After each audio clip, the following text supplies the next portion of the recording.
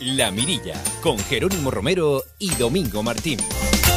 El ovni de Galdar, ese es el título de un nuevo libro, una nueva publicación que presentamos hoy en el magazín La Mirilla, en Radio Agüimes, un libro que se ha publicado bajo el sello de la editorial Coliseo Sentosa y cuyo autor es el doctor en filosofía por la Universidad de La Laguna, en Tenerife, Ricardo Campo Pérez. Ricardo, muy buen día.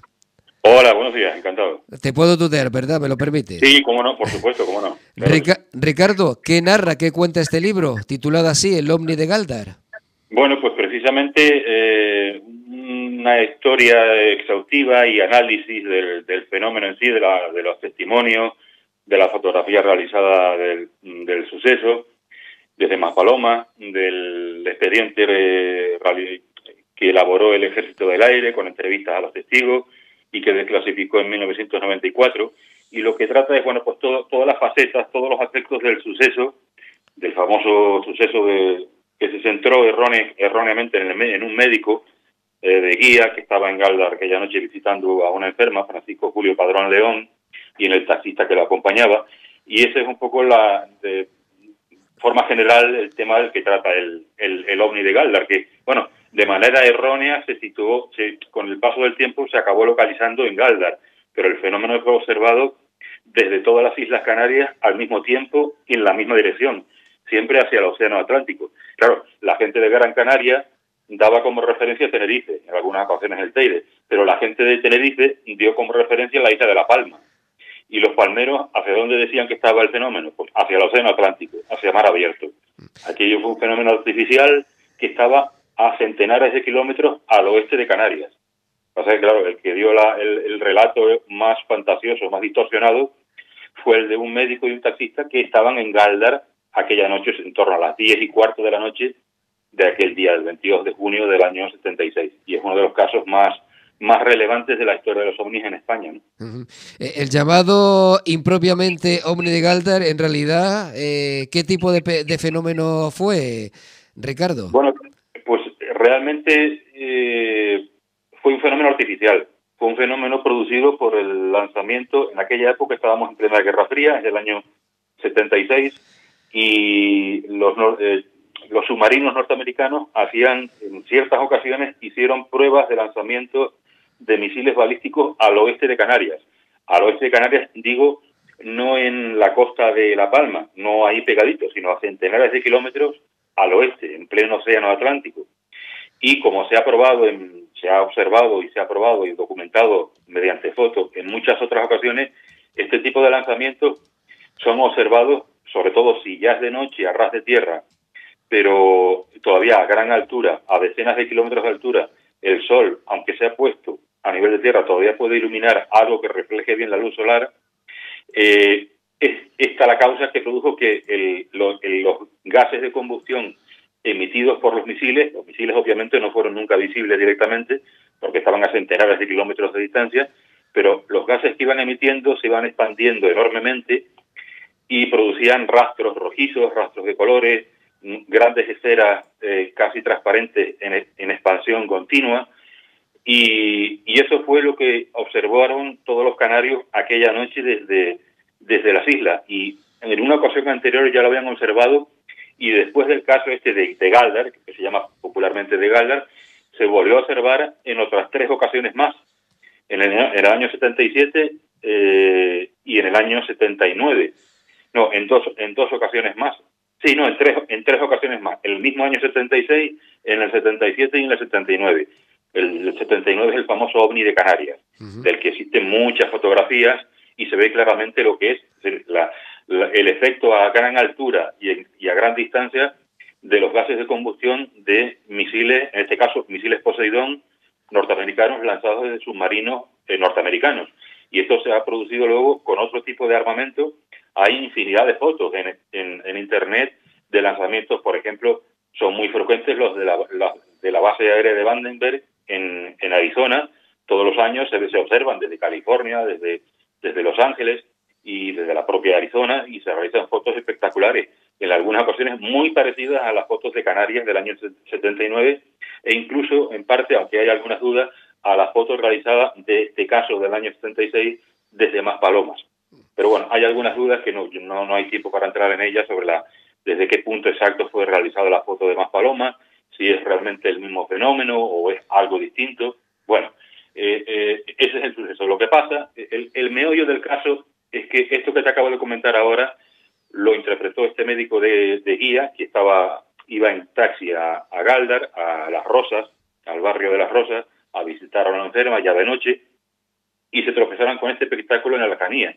Y ellos fueron los únicos que hablaron de que aquel fenómeno luminoso estaba muy cerca de ellos, prácticamente como a 30 metros, y era una esfera transparente dentro de la cual había dos seres de color rojizo, de prácticamente de 2,80 metros de altura, dándose la cara el uno al otro, de perfil, y en las inmediaciones, al lado de ellos, había algo parecido a mobiliario técnico, a lo que nosotros entenderíamos por mobiliario técnico de una nave aeroespacial. Bueno, yo conseguí localizar hace unos pocos años a varios testigos que estaban en las inmediaciones de la casa en la que estaban el médico y el taxista, que se quedó por fuera, lógicamente, esperando. Esto lo vieron mientras se dirigían por la pista de Las Rosas hacia arriba, en ligera pendiente, y que estaban allí cerca y no vieron nada de eso. Simplemente vieron en la lejanía un fenómeno luminoso, muy llamativo. Claro, la prensa de la época, ¿en quién se centró?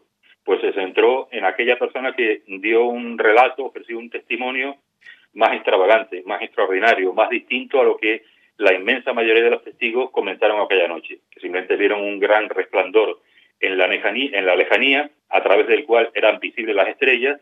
Esto es lógico, y que con el paso del tiempo se diluyó y desapareció, y algunas veces pues tenía algunos rastros rojizos, algunos colores azulados, y estos rastros rojizos verticales fue lo que evidentemente interpretó el médico Padrón como dos seres dentro de una gran esfera de 30 metros de diámetro, colocada, aparecida a unas pocas decenas de metros de donde ellos estaban, pero realmente aquello estaba pues probablemente a más de 800 kilómetros, a una distancia mínima de 760, 800 kilómetros al oeste de las Islas Canarias, que era donde en aquella época algunos submarinos norteamericanos realizaron al menos en 5 ocasiones este tipo de lanzamiento. Claro, cuando coincidía con el ocaso de la tarde, en esta ocasión, claro, aquello era como cuando ya era de noche a ras de tierra, pero como si colocabas un gran espejo a gran altura, que el sol todavía ilumina a gran altura, claro, lo ves desde tierra y es un espectáculo muy llamativo. Pues eso fue lo que pasó, la luz del sol reflejada en aquellos gases que se iban expandiendo cada vez más, iban evolucionando con la típica evolución de este tipo de fenómenos artificiales que se había producido ya antes, ya desde la península, desde Cataluña, desde el sur de Francia, ya se habían observado fenómenos similares, desde la base de lanzamientos de Vicarrosse en Francia, en el sur de Francia, en Italia, en Cerdeña, y en Sicilia, con la base de salto de Quirra en los años 60. Entonces fue un episodio muy llamativo y que para Canarias quedó ahí como un hito muy importante, junto con el 5 de marzo del 79, como los dos grandes casos de ovnis. Pero en realidad no fueron ovnis como tales, no sabemos realmente qué son los ovnis, y probablemente no se sepa nunca, pero en este caso fueron dos fenómenos artificiales muy espectaculares. Y claro, hubo mucha gente que se atemorizó claramente, y claro, la gente no sabía lo que estaba viendo, y buenamente intentó describir lo que veían, pero sin saber lo que estaban viendo realmente, no sabían la causa. Y claro, ante esa situación, el testimonio humano, que ya de por sí es bastante poco fiable en general, claro, ante un fenómeno de esto, imaginémonos. ¿Ricardo? Sí, no. Pensaba que ibas a continuar con tu exposición. Yo creo que ya es suficiente en esta parte, sí. Sí. Vamos, pues, pensé que se había cortado, pero no. No. Te quería comentar, Ricardo, que ya has comentado que es un fenómeno que no solo tuvo un carácter local, no solo se divisó en Galdar, se divisó y observó desde todo el archipiélago, pero sí fue un suceso único en Canarias. Sí, lo que pasa es que lo vieron decenas y decenas de personas. Estoy seguro de que se ha observado también desde Lanzarote y desde Fuerteventura, pero yo no recuerdo que haya testimonios de personas en tierra en Lanzarote y Fuerteventura, no trascendieron a la prensa de la época, que dedicó bastante espacio al tema durante una semana aproximadamente. Yo conseguí todas esas noticias con el paso del tiempo, lógicamente, y las que generó en otras partes del territorio nacional. Y sí, lógicamente, aún siendo un fenómeno único, pero claro, fue tan espectacular y de una magnitud tal, observado, aunque estaba, ya digo, a centenares de kilómetros al oeste de las islas y a unos 70 o 80 kilómetros de altura sobre el nivel del mar, en la fase más espectacular, que claro, lo observaron al mismo tiempo desde todas las islas, como es lógico. Pero, claro, prácticamente, aunque la descripción general hace referencia, si pudiésemos resumirla de alguna forma, a una gran bola luminosa, para la mayoría de los testimonios conservados en la prensa, transparente, muchos decían que eran visibles las estrellas a su través, era una de naturaleza muy tenue, porque claro, se iba expandiendo, haciéndose cada vez más grande y se iba haciendo cada vez más poco nítida, más vaga, más diluida en el cielo, ¿no? en la atmósfera. Pero claro, imagínate personas situadas en Galdar, en Maspaloma, en Tacoronte, aquí en Tenerife, en la costa occidental de La Palma. Los bomberos también lo vieron hacia la dirección de La Palma o un poquito a la izquierda, como entre el Hierro y La Palma, más hacia La Palma. Esa es la dirección en la que estaba el fenómeno. Y claro, cada uno buenamente pues lo describió, incluso barcos que estaban a unos 400 kilómetros al sur de Canarias y una corbeta de la Armada Española, la Atrevida, estaba en el sur, navegando por el sur de Fuerteventura, y también lo vieron. Hicieron una descripción que aparentó acercarse a ellos, pero lógicamente aquella luz no se acercó a ellos en ningún momento. Claro, no hay testigos de élite. Al final, una pequeña enseñanza que podemos sacar de este tipo de fenómenos es que, claro, las personas ante este tipo de situaciones no saben lo que están viendo.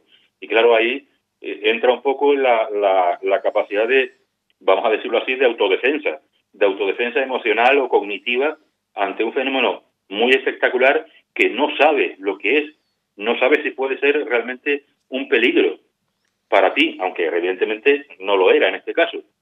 Pero, claro, cada uno describió aquel fenómeno tan llamativo buenamente como pudo, pero al final la enseñanza a la que iba es que precisamente, bueno, no es ninguna enseñanza, si ya lo sabíamos, que el testimonio humano, sobre todo si se refiere a algo que no sabe cuál es su naturaleza, no sabe realmente cuáles son sus dimensiones, no sabe si puede ser peligroso, es muy poco fiable. Y que no hay testigos de élite, que es una de las leyendas, una de las falacias que circulan en este mundo de los ovnis, referido en particular a los pilotos aeronáuticos, tanto los civiles como los militares.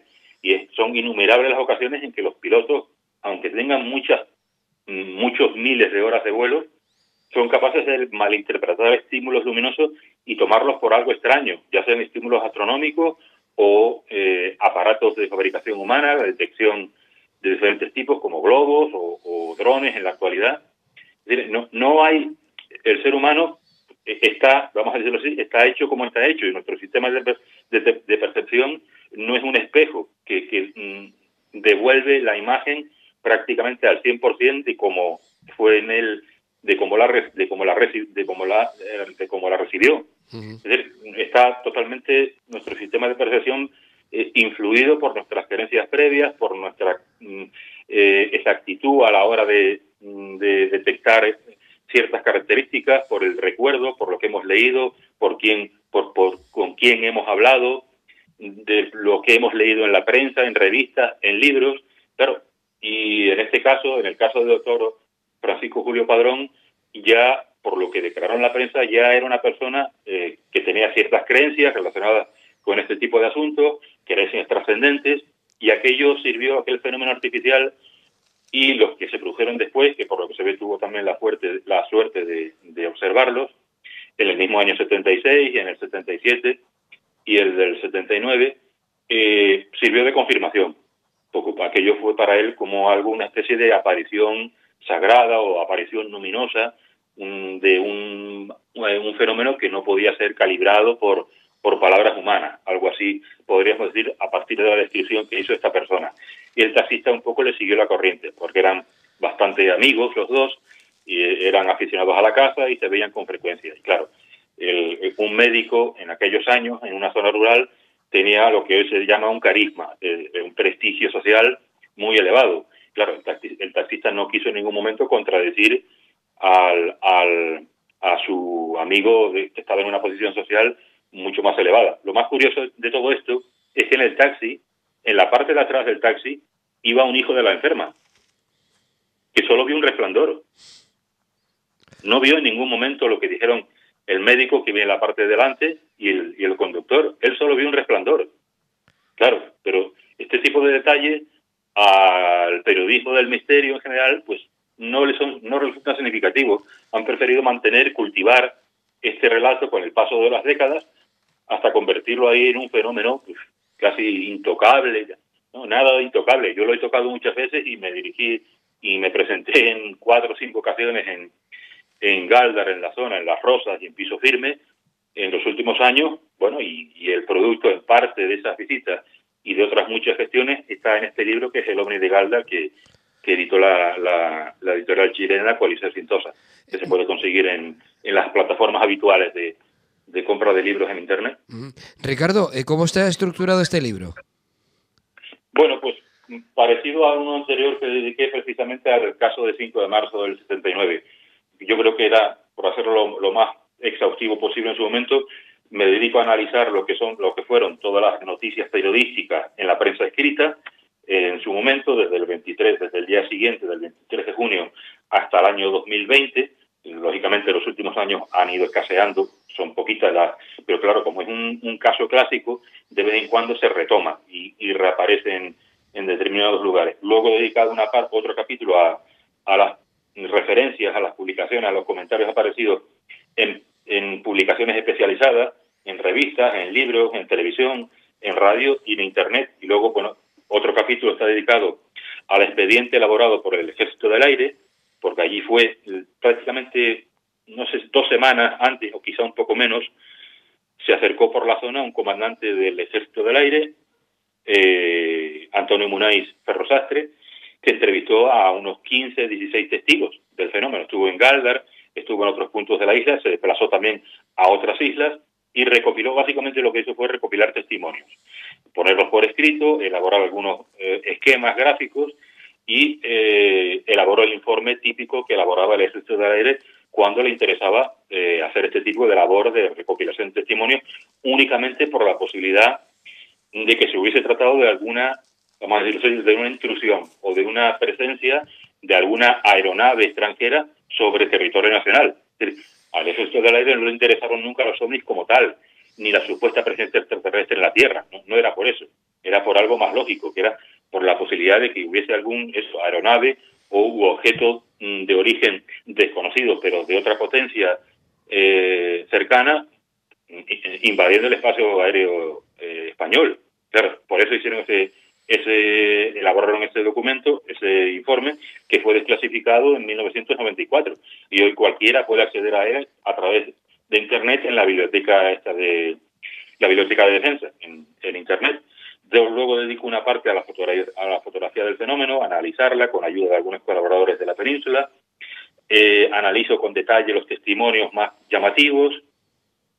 Y luego dedico una parte un poco más especulativa a presentar ejemplos de naves cósmicas en la literatura de ciencia ficción y en la literatura de este tipo de la literatura ufológica, en la literatura de los ovnis, naves cósmicas con forma de burbuja. Desde el año 31, en Amazing Stories, las famosas revistas de pulp de ciencia ficción barata en Estados Unidos, en los años 20 y 30, hasta el año 83 en Francia, donde se pueden encontrar numerosos ejemplos de naves interplanetarias, vamos a decirlo así, en las que se observa el icono del caso Gáldar, es decir, una nave esférica, transparente, con 2 seres en su interior y algo de mobiliario técnico alrededor. Es decir, lo de Gáldar no fue nuevo tampoco en ese sentido. A lo que intento apuntar es alguna posible influencia de lecturas por parte de Padrón en su momento, que eso ya no se puede probar, o bien ese tipo de imagen, que es algo típico en la literatura de ciencia ficción y que pasó a manifestarse también, vamos a decirlo así, en el caso Galdar. Y luego, bueno, pongo otros ejemplos internacionales, porque en el libro anterior ya había dedicado un amplio espacio al tema, a otros casos en los que se pudieron observar y fotografiar y filmar fenómenos pues muy parecidos al que se observó con detalle en Canarias en el año 76. Pues en uno de 1978 en Chile y Argentina, en México y en Estados Unidos en el año 17 y en el año 2018 en California y Estados Unidos. Casos muy espectaculares con unas filmaciones asombrosas de este tipo de usos o esferas que se van expandiendo y en su interior se van provocando o formando al azar formas como pequeños barquitos o un embudo en algunos casos. Claro, es lo que se llama una pareidolia. Cuando nosotros vemos un conejito o un sombrero en las nubes, o en las vetas del mármol o en las vetas de la madera, reconocemos un objeto que nos llama la atención, encontramos un patrón inconscientemente. Eso se llama pareidolia visual. En este caso también las hay auditivas, etcétera. Pero bueno, y eso fue realmente lo que pasó, en último término, en la cabeza, vamos a decirlo así, del doctor Padrón, que creyó ver dos seres antropomorfos en el interior de aquella esfera. Y eso es lo que trato de explicar en el último capítulo del libro, de por qué el médico y el taxista vieron una esfera con dos seres en su interior, cuando de centenares de testigos en Canarias fueron los únicos que hablaron en ese sentido. La inmensa mayoría de los testigos, todos los testigos, hablaron de un fenómeno luminoso con estelas rojizas, con manchas rojizas. El doctor Padrón hizo mención a que los seres iban vestidos de color rojizo. Los testigos hablaron de eso, de manchas o restos rojizos en el interior de una gran esfera translúcida a través de la cual eran visibles las estrellas. Y eso es, en pocas palabras, lo que ocurrió en Canarias el 22 de junio, la noche del 22 de junio del 76, entre las 10 y cuarto, 11 menos 25, 11 menos 20, pues son fenómenos que duran un ratito, ¿eh? No son así un chispazo como un bólido, cuando se observa una estrella fugaz, un bólido, no. Están ahí en el cielo durante un rato, evolucionando. Claro, desgraciadamente, que se conozca, solo hubo una fotografía de ese Maspalomas. Pero bueno, eso es en pocas palabras lo que se observó desde toda Canarias, no solo desde Galdar, aquella noche del 22 de junio del año 76. Ricardo, antes de la publicación de este libro titulado así, OVNI de Galdar, el OVNI de Galdar, ¿cuántos libros has publicado hasta la fecha, hasta la aparición de tratando el fenómeno extraterrestre? ¿Sobre este caso? Sobre este y otros casos. ¿Cuántos libros sobre el fenómeno extraterrestre has publicado hasta ahora? Bueno, una pequeña aclaración. Yo no sé si es el fenómeno, si hay algún fenómeno extraterrestre. De momento, nadie ha probado en ese sentido ninguna de las historias o afirmaciones que circulan entre los medios de comunicación de todo el mundo. Es decir, no sabemos, y probablemente yo tiendo a pensar que no hay ninguna relación entre el fenómeno, vamos a decirlo así, el fenómeno de los ovnis o de los fenómenos aéreos no identificados o los UAPs que llaman ahora el gobierno norteamericano, la NASA, etcétera. Bueno, ya hace tiempo que se llaman así, Unmanned Aerial Phenomena, pero fenómenos aéreos no tripulados o no manejados supuestamente por seres humanos, quiero decir. Y bueno, libros publicados sobre este tema, yo he publicado ya personalmente, sobre los ovnis se han publicado miles de libros. Prácticamente desde el año 49 del siglo pasado, desde el año 49, 50, ahí empezaron a publicarse libros en Estados Unidos. Y los primeros en España son de los años 50. Pero miles y miles. La inmensa mayoría de escaso valor.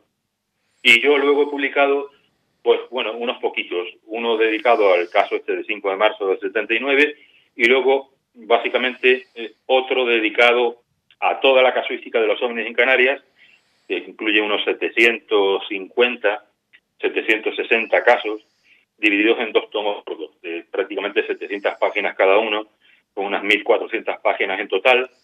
En el 2015 y 2017, si no recuerdo mal, con toda la información que yo he ido recopilando sobre este tema en Canarias, desde el año 88 hasta el año 2015.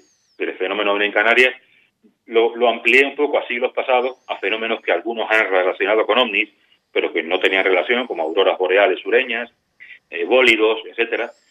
Y luego, desde que comienza la historia de los ovnis, digamos que así oficialmente moderna, desde el año 47, y me detuve en el año 2015, por parar ya en un año, nada, ya no se podía extender más. Además, en los últimos años, el tema de los ovnis así, denunciados a través de personas individuales en la prensa, ha prácticamente desaparecido. Este tipo de denuncias circulan ahora en Internet, lógicamente. Pero claro, la fuente de Internet es aún menos fiable que la de los periódicos tradicionales, que ya cuando informaban de estas cosas hacían siempre un alto normalmente en la objetividad y en la forma en que presentaban de manera más o menos creíble o no este tipo de informaciones, que siempre se prestó a las bromas y a la exageración y a la poca contrastación de las fuentes, etcétera, ¿no? Y esos son básicamente los librillos que yo he publicado. Dos tomos gordos dedicados a toda la historia de los ovnis en Canarias, en Le Canarien, y otro también en Coalición de Sentosa, y el dedicado al 5 de marzo del 79, y este de ahora al 22 de junio del 76. Y también tengo un librito previo, Luces en los cielos, del año 2003, que es una pequeña introducción al tema desde el punto de vista general, publicado por la editorial Benchomo, aquí en La Laguna, pero ese ya es bastante difícil de conseguir en editoriales y no sé si a través de segunda mano en Internet. Eso es lo que te puedo comentar brevemente, ¿no? Bueno, este sí que se puede conseguir, tu libro más reciente, tu publicación más reciente, El OVNI Galdar, sí se puede conseguir ya, se puede adquirir o comprar un ejemplar en Amazon, en todas las plataformas de libros en Internet. El título, El OVNI de Galdar, Ricardo Campo Pérez, doctor en filosofía por la Universidad de La Laguna y autor de este libro. Muchísimas gracias por estar hoy con nosotros en Más y esta emisora, Ricardo. Muy bien, encantado, muchas gracias. Un abrazo, buen día. Igualmente, adiós, hasta luego, buenos días.